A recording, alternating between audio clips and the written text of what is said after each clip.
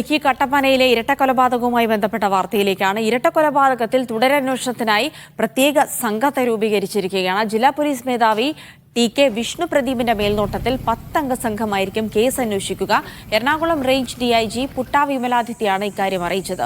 നവജാത ശിശുവിനെ കൊലപ്പെടുത്തിയ കട്ടപ്പന സാഗര ജംഗ്ഷനിലെ വീടും വിജയനെ കൊലപ്പെടുത്തി കുഴിച്ചുമൂടിയ കക്കാട്ടുകടയിലെ വീടും DIGയും സംഘവും പരിശോധിച്ചു.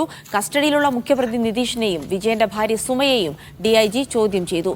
നവജാത ശിശുവിനെ കൊലപ്പെടുത്തി തൊഴുത്തിൽ കുഴിച്ചിട്ടെന്നും പിന്നീട് പുറത്തെടുത്ത് കത്തിച്ച ശേഷം അവശിഷ്ടങ്ങൾ പുഴയിൽ ഒഴുക്കിയെന്നുമാണ് പ്രതി നിതീഷിന്റെ മൊഴി.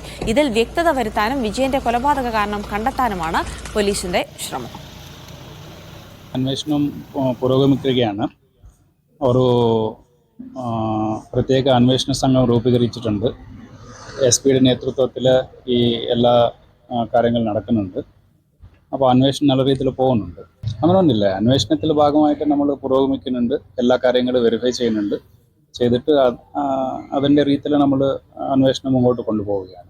നമ്മൾ എന്തെങ്കിലും പുതിയ കാര്യങ്ങൾ വരുമ്പോൾ അതാത് സമയത്ത് മാധ്യമപ്രവർത്തകരെ നമ്മൾ അറിയിക്കാം.